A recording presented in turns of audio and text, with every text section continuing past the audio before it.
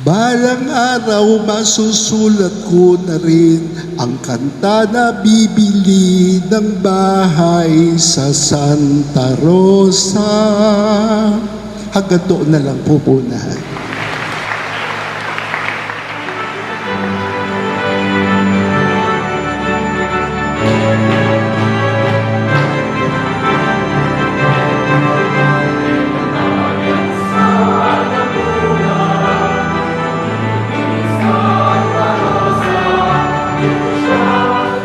Nabuo sa isip ng tao, mahal ang bahay sa Santa Rosa.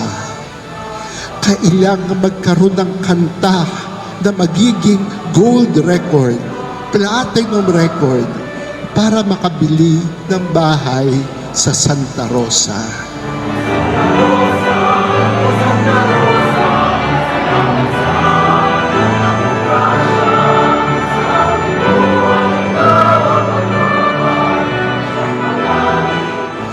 Pero, huwag nating kalilimutan, ang bahay ay hindi lamang house.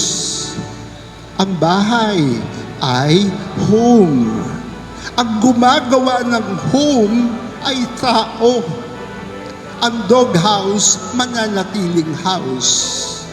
Pero, ang bahay, magiging home sapagkat makatao ang puso ng nakatira.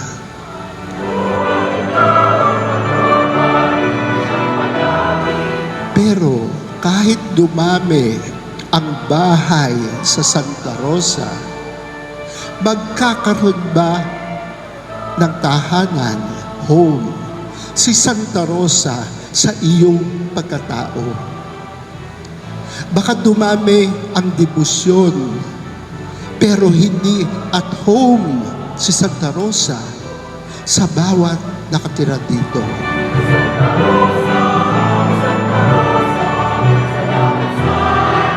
Ang ugali mo, yun ang home ni Santa Rosa.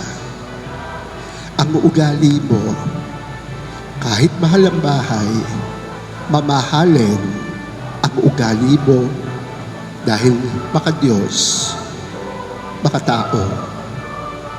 Mabuhay si Santa Rosa, mabuhay ang bawat tao na makatao sa Santa Rosa. Amen.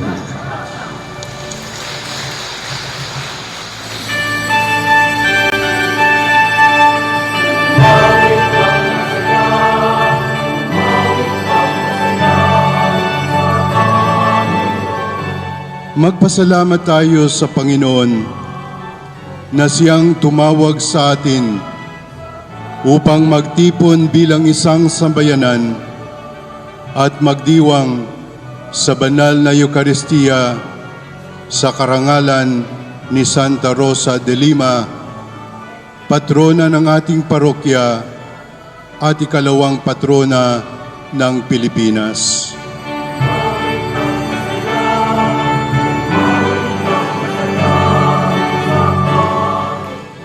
Ang tema ng ating kapistahan sa taong ito ay Honoring Saint Rose of Lima's Profound Devotion to the Blessed Virgin Mary. It is an invitation first and foremost to honor and look at two women, Saint Rose and our Blessed Mother Mary.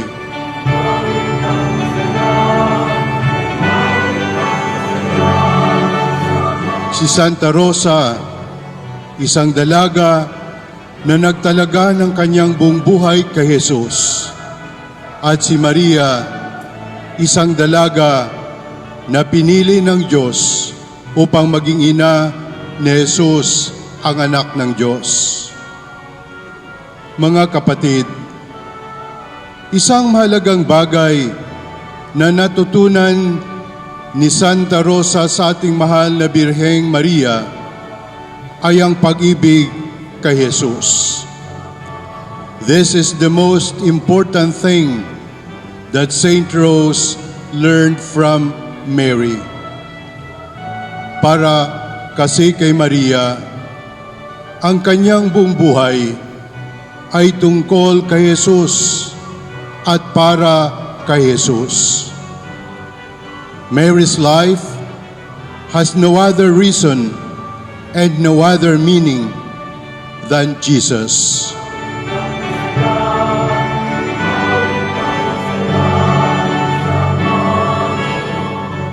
Ito din ang makikita natin sa buhay ni Santa Rosa. Sa kanyang buhay, ang pangunahin ay si Jesus. Malalim at taimtim ang kanyang pagmamahal kay Jesus. Kaya nagawa niyang iwan ang lahat at ipagpalit ang lahat para kay Jesus.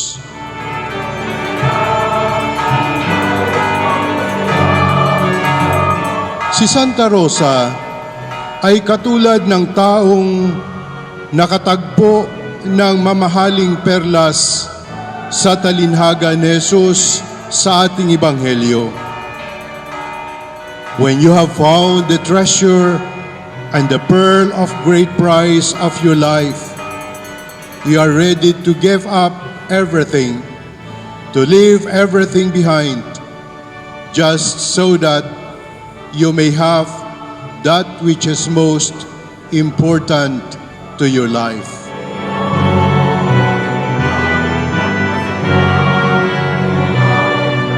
When Saint Rose found Jesus as her greatest treasure and the pearl of great price of her life, she left everything behind.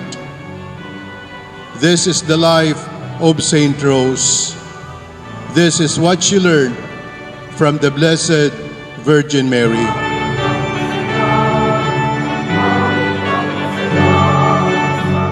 Ang pagtalikod at pag-iwan sa lahat para kay Jesus ay hindi dapat ikalungkot.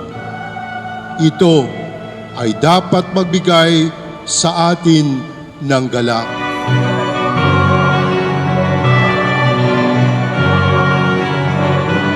Sa ating pagdiriwang ng ating kapistahan, ipinagkakatiwala ko kayo sa makainang panalangin, pagsubaybay at pamamagitan ng ating mahal na Birheng Maria. At nawa, tulungan tayo ni Santa Rosa de Lima, ating patrona, upang mahalin at sundin si Jesus ng buong puso at buong galak. Amen.